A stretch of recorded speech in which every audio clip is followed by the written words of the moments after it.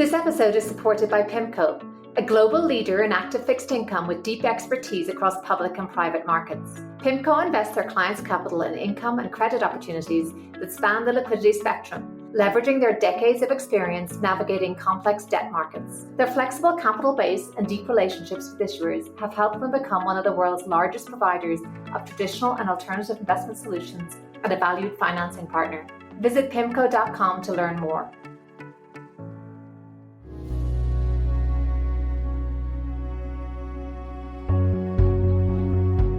Welcome to the second collaboration between Monumental Me and 50 Faces Productions. Monumental Me and the Mindshare podcast help women access the tools needed to thrive in life and in work. 50 Faces Productions and the 50 Faces podcast are dedicated to showcasing inspiring people and their career journeys. This series captures key insights and current trends from women dedicated to innovation and discovery in women's health in particular, as well as in healthcare more broadly.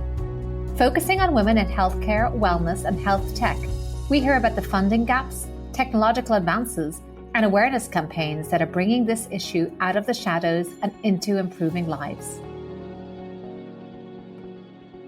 I'm Aoife Devitt, and welcome to the 50 Faces podcast, a podcast committed to revealing the richness and diversity of people in investment, medicine, and science by focusing on people and their stories. I'm joined today by Jessica Karr, who's the founder and managing director of Coyote Ventures, an investment firm that focuses on backing founders who are solving problems that disproportionately affect overlooked populations with a foundation in women's health. She's also a limited partner of Portfolia FemTech II Fund, designed for women who want to back entrepreneurial companies for returns and impact, among other advisory roles. Welcome, Jessica. Thanks for joining me today. Thank you for having me. Well, let's start with your career journey. Can you talk a bit about your background, where you grew up, what you studied, and how you first became interested in healthcare and investing? Great. Yes, it's a bit of a journey. So I'll start from the beginning. I was born and raised in Amarillo, Texas. So it's in the far west, northwest of Texas Panhandle. And it's a small city, about 200,000 people. And my dad is a dentist and my mom is a recently retired OBGYN nurse. She just retired last year. So I grew up around science and medicine. And when I was 14 years old, I actually started working in my dad's dentist office. I was very nerdy and wanted to work instead of play sports. So I started off just filing charts. By the time I was 18, I was a fully licensed dental assistant, and I really loved helping patients. But I also really loved the front office, taking payments, making appointments. And my favorite part was actually taking the cash to the bank. So I think there was an intersection of many things that was maybe predictive of my future right then and there, but definitely a lot of zigzags along the journey. So when I went to college, I went to Texas State, which is outside of Austin, San Marcos. It's a very beautiful town with a river. And I was pre-med, thought that I would explore either doctor or dentist path. So I started studying biology and chemistry, all the pre-med classes. And I really think my first year, freshman year, chemistry professors, I actually really nerded out on chemistry, which was ironic because in high school, I hated it. And the only class I got a C in was biology, actually, because I didn't like memorizing things. And I felt like with chemistry, you could actually understand things. So I started joining different research labs and changed my major to biochem. I was also a philosophy major just because I thought it was really fun balance. So I few years in, decided to focus on research instead of going into med school. And so I had a few opportunities. I did a summer at Berkeley under the Amgen Scholars Program and joined a lab there, was really successful in helping a research project get published. And after that, decided to go to graduate school for biochem. So I started as a PhD student at UC San Diego and joined a research lab there focused on microbiome health. And after 2 years, I finished my master's and realized that I wanted to work on something really practical, tangible, instead of just writing papers, and just as a personal decision for my interest. So I decided to leave with the master's and fortunately got connected with Impossible Foods in the early days. So it was less than a year old. My professor at Berkeley was friends with the founder of Impossible Foods. So I was really excited. It was exactly what I wanted, something that was impactful, tangible, but also using my science background. I was doing some R&D that was biochem related. So it was definitely a perfect job. It was very, very fun launching new products that are changing the way we think about meat and food in general. So I was at Impossible for 6 years. I co-authored some of the patents. I helped with the initial formulation and launch of the burger. And after that, realized I really liked the early days of the companies. I was meeting a lot of idea stage companies, and I just felt a lot more excitement around starting something new. So I decided to leave Impossible once it was launched and scaling, and worked with about a dozen companies over 2 years, very much in the idea stages of both food tech as well as health and wellness. And I felt really excited about getting closer to the health and wellness side since that was sort of in my origin. And so I got a lot of experience working with a variety of different founders and realized that not just the ability to consult founders, but also write checks would be more impactful. So I definitely was always interested in investing, but I don't think I got a lot of exposure to it, having gone so deep on the science side. So I realized that I really wanted to make an impact that way. So I briefly joined another fund. They were a little more generalist impact. And it was there that I started to see women's health as a huge opportunity. And there was a few companies paving the way, being good examples of companies able to, hit significant milestones and raise at significant valuations. So, Maven being a unicorn in the space, for example, has definitely helped catapult other companies. So I developed the thesis for Coyote and decided that it made more sense for me to raise a fund of my own rather than invest out of a more generalist fund. And so Coyote was born, launched in 2021, and it's been growing ever since then. Well, it's certainly a really interesting background to this point. One question before we discuss Coyote and the opportunity set there. Working in Impossible Foods, in a fund or entity like this that is at really at a point of massive growth, I don't know whether you would consider it a startup or where it was on that trajectory, but what did that teach you about work practices, innovation, and in a way, what did you learn from there that you now bring into your current venture role? Yeah, it's a really good question. I think that there's so many transferable learnings from being in a startup in a totally new field. Food tech was really emerging at that time. And I think some of the attitudes of Impossible is really translated into what's hopefully a successful end story, but it's already grown and scaled and it's already successful by some accounts. It's still private, so some people confuse it with Beyond Meat, which is public. But I think a few things. One of it, the founder was a really genius biochemist, and he's, one of the smartest people I worked with. And it took a little training for me to get used to his work style, but a lot of it was like, we're better off building our own things in our own ways rather than using something that's already out there, which was definitely a non-conventional way of thinking, but really panned out for success for them.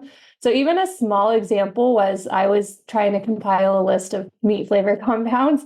And I was just like, let's just go and look at which ones are in the publications and make a list and do metadata analysis. And he was like, no, we will use our instrumentation and make our own list. And we ended up doing both, but I thought that that was, a new way of thinking of like, oh, we're doing it all ourselves. And even some of the ways we built databases were all internal. And so I do think that there's room for collaboration at the same time, but I do think that in some ways it's like sometimes the best way is to do it yourself. And so seeing founders who have sort of that ability is really important.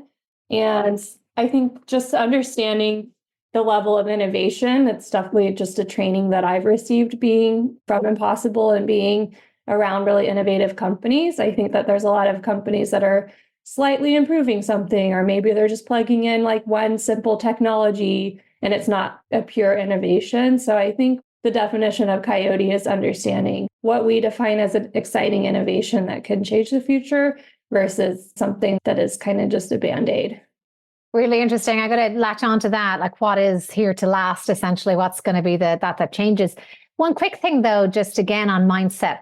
Did you learn anything from working inside a successful startup to full-scale company in that way about the mindset that's needed and about the founder always necessarily being the one who can take it along a growth journey, and about the mindset of the employees that is optimal inside a group like that? Yeah, there was a lot of amazing teamwork, especially in the beginning. We didn't have really as much defined roles. And so even my very first day at the company, they were like, yeah, wear some clothes you don't care about. We're going to be out in the fields harvesting plants. And yeah, I was like, yeah, I don't need to be in a lab because my title is research associate. And I think that's a lot of what you learn as well, and how you can qualify some people that we think could be talented but have had their whole careers in more corporate roles might not always understand. I think the phrase is overused, but wearing multiple hats, I think that that's definitely something that's really needed, and not have the attitude of like this, assembling IKEA furniture for the office, for example, like that's not below us. It's like teamwork. I love it. And now let's move to Coyote. So let's talk about, I suppose, your mission there and your overarching goal. Yeah, so our mission is improving lives of people who have been overlooked, and really focused on women for our first fund. But I think you can see how that can really grow. A lot of places where women have been overlooked is intersectional with women of color as well. So a lot of the health disparities for women are worsened for BIPOC. And so we're really looking to have a lot of ways in which we're improving women's lives and lives of all people overlooked. But starting there. And what would be some of the technologies that excite you today, or innovations that you're either looking at that are in your portfolio or maybe might make their way in? Definitely. We're heavily focused on digital health right now, and have a big thesis around what makes a successful digital health company. And so when COVID hit, it really accelerated adoption of telehealth. But at this point, a lot of the companies that may have been overvalued in telehealth for XYZ, haven't fully moved the needle. And so what we're seeing right now is telehealth may be a component, but there should be like an entire digital platform that's defined the health outcomes that they're improving. So one example is a company we invested in called Malama Health, and they're working on solutions for high-risk pregnancies. And their first use case is gestational diabetes. So when someone's diagnosed with gestational diabetes, they have to measure their blood glucose many times a day, write down everything they eat, any exercise. So obviously, opportunity to make an app for that. So this isn't just a D2C app, though. They're an entire platform that has a consumer angle, but also their data integrates with their healthcare provider, EHR. And they're working with, payers, so this is paid for. And the bottom line of why I went into all that example is that they're measuring health outcomes. And so they've actually been able to show over a 30% reduction in preterm births, which is also associated with a lot of other sort of less risk for long-term diabetes risk, less risk for cardiovascular risk. And the payers are not paying for C-sections instead of natural delivery. So what we really like about this company as an example is they can use telehealth as part of the platform, but really it's more about holistic health and how they're interacting with patients every day, because patients are not seeing their doctors every day. There's other things that happen in between doctors' visits. So how do you intersect on a lot of these daily activities to optimize health and also prove that you're optimizing health at the same time? And what would you say is the current state of investment in women's health? Clearly, you have highlighted it as an area of opportunity. Do you think it gets the same attention on the venture capital field? Well, it depends on what you're comparing it to, but no, not really. I mean, even Rock Health has put out within digital health how many solutions are focused on women, and it is pretty low. I'll find the exact number, but it is underrepresented in venture funding. And even within the venture funding that women's health is receiving, it's mostly still focused on maternal health and fertility. And I know I just gave a maternal health example, and it is very important to optimize for maternal health. But there's so many other areas of women's lives that are not getting funded. Another company we invested in is Better Leave. They're focused on bereavement care. And just was thinking about how little resources go into, end of life care, for example. And so they do sort of disproportionately impact women. So there's definitely need for more investment, although I would say it is a very strong and growing subcategory of health, but it should represent more since there's just so many areas of health that affect women. And it's not just maternal health, it's also like autoimmune disease impacts 80% of women and receives very little funding. So, it can be a problem in the investment community, but also in the R&D community. So the White House now has launched $12 billion of funding in the US. They'll be able to fund projects internationally as well. So the first initiative is the Sprint for Women's Health by ARPA-H, which should be committing about $100 million. And this is focused on R&D, which they're definitely focusing on what R&D projects could translate into fundable enterprises as well. And of course, there are other ways of raising visibility, and sometimes it comes down to an individual level. And recently on LinkedIn, a real estate agent has announced proceeds of real estate sales that she will allocate to Coyote Ventures, which was great not only to underscore the underinvestment in the space, but also to highlight the work that you're doing. Can you talk a little bit about that and other ways that you're raising visibility? Yeah, that was Melinda Moore. She's selling some real estate in LA and growing her reach in which areas she'll be representing. So definitely was a really innovative way to raise awareness around. She's working also with some celebrities, like the former model mentioned in the article, that might not have on their radar investing in venture. And a lot of folks do tend to think of, helping people as philanthropy only.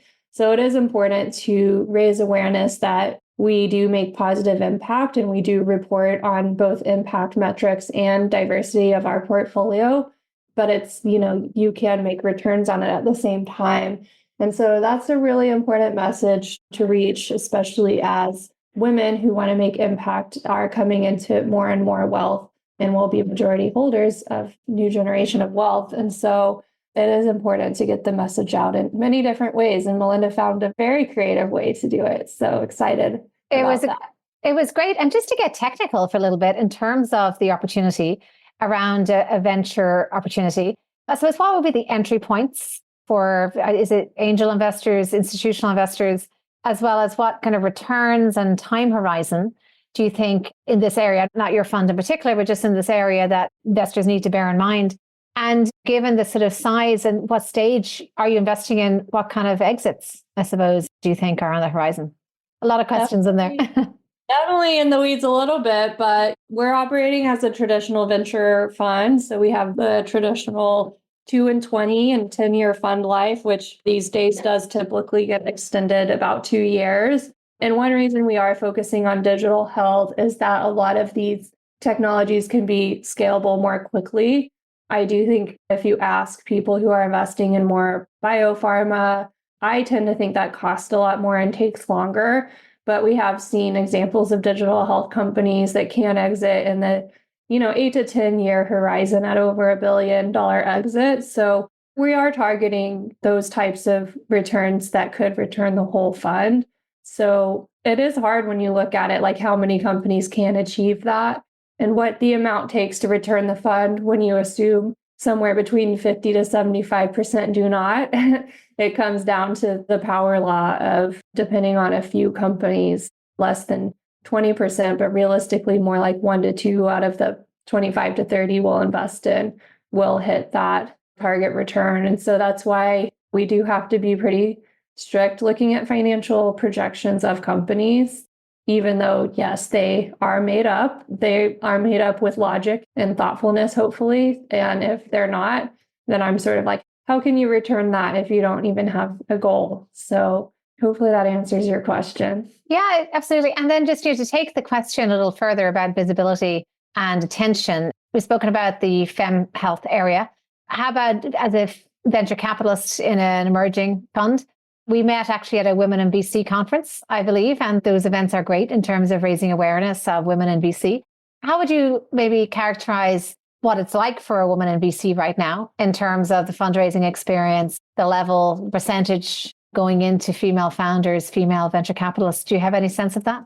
Yeah, of course. And I'm trying to move away from some of the language because I think it's unfortunate, but it might be overstated about the 2% funding going to female founders. Like our track record is to make an impact in there where all of the CEOs we've invested in have been women. and we don't actually have a mandate. So we're working really hard to fix that and co-investing with preferred female emerging managers for the most part. So I'm trying to move away from language of how hard it is. I even talk to men and it's hard for them. So this downturn has really had a negative impact for now. And there was one man who raising a fund of fund who told me only 4% of fund managers raising are hitting their fund targets. So I don't want to harp on it being the fault of women, but I will say in my experience, women are raising less, target fund size than men, and it's taking longer. So those are my observations. I don't want to be negative about it. I definitely wish I had a larger fund size and more AUM and quicker to raise, but I'm not alone in that wish. So hopefully by raising awareness and great podcasts like yours and other ways to reach people, that this will continue to improve. And I know your involvement is passive in Portfolia, but is there anything that your work there has taught you about this landscape or the experience of other founders or women seeking to back founders? I think it's really important to bring this up because I'm a passive LP in one of their funds and definitely want to support their work as much as I can. What I do like about what they're doing is they created these sub $10 million funds. And the reason in the US to do sub 10 million is you can have a maximum of 250 investors. If you're above 10 million, it's 99. I have no idea why that's the law. But what that did was create a lot of opportunity for minimum check size being $10,000. And so a lot of first-time LPs are coming in through Portfolia and learning the ropes. And what they really focus on is education about women investing specifically. So they'll have calls where they have the founders pitching, they have anyone can volunteer as contributing to diligence. So we're not setting up our fund in that way because we're less focused on education, but we do have a lot of LPs who learned the ropes at Portfolia and became comfortable investing larger check sizes than that. So I definitely appreciate the community that they have cultivated, and I think they're doing really great work. And I think I've spoken to other people who work with similar organizations, and so much of it's about empowerment, education, and just basically the network effect of becoming either an angel investor or a backer of entrepreneurs. You actually build a network, you build credibility, and there's a great snowballing that can happen there. So networking is definitely key. It was another podcast guest, we discussed that. So I'd love to move now to some reflections. So looking back at your career so far, at your experience as a venture capitalist, and working with founders, any lessons learned, setbacks, maybe that you've learned lessons from? Yeah, one is this is all about working with people. And in my career, I do think there are times I reflect on people I've worked with that I wish that we would have maintained better relationships even back 10, 15 years ago. And there's some that I maintain good relationships with and some that I feel like we're a little bit of missed opportunity of maintaining a good relationship there. And so I think that that's one lesson learned is even all the way back to graduate school in your first career or your first job is always doing your best and forming good relationships with the people you're working with. And I think lots of setbacks in terms of feeling set back, but not actually being set back, being confused. Like every time I left an opportunity, like leaving the PhD program or quitting at Impossible, a lot of it is, am I doing the right thing? Just questioning what's next. Is this risk worth it? And yeah, I think that I would have been feeling a lot better if I could have relaxed a little bit more and trusted the process a little bit more. And in terms of any mentors, we've spoken a lot about the importance of mentors. Did you have any sponsor, mentor? I know you mentioned some people in your college days who maybe affected your path, but anyone or even a role model that has affected your career path in any way? I think a lot of small ones. I wish I could point to just one person that was a major one, but I think I have a lot of small ones and a lot of ones who might not even fully realize their importance. Like I mentioned, early freshman year, professors, even all throughout college, being also a philosophy major, some of those professors. And then, in graduate school, I do keep in good touch with my PI who was leading the lab. He was a great influence. I think founder of Impossible and some of the colleagues there are great influences. I don't always do a good job communicating back and saying their importance. But yeah, and then a lot of people that I don't actually know that I've followed and read about can be influential. And I would say in my personal life, some friends that I admire and even some yoga teachers. I actually have 2 yoga teacher trainings under my belt and went to India for a while. So a lot of people from that community and teachers from that community as well. Definitely the yoga teachers have a font of wisdom that runs very deep. Well, last question is around any words of wisdom, creed or motto that you live by. Anything you can leave us with there? Yes, the yoga reference just led into that. I read this book a while ago, and this phrase really stuck out to me. It's very silly, but it's why settle for a banana when you can have nirvana? And it's just kind of silly. It was like my mantra the first time I ran a marathon. It's just like, I don't know, it's like a phrase that chose me, but I think it is kind of a theme of having not settled and having trusted, wherever I sort of have jumped off cliffs without knowing where to land, I guess. But yeah, I think that mantra was supporting me there, even though it sounds pretty silly when I say it out loud.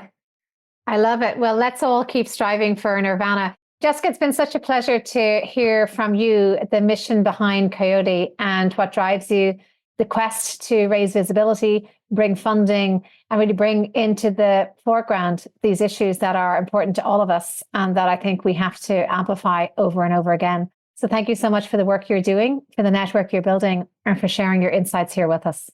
Thank you. It's been really great talking with you as well.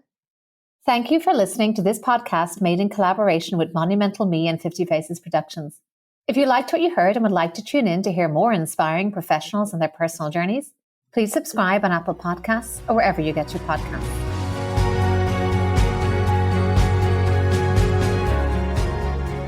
This podcast is for informational purposes only and should not be construed as investment advice, and all views are personal and should not be attributed to the organizations and affiliations of the host or any guest.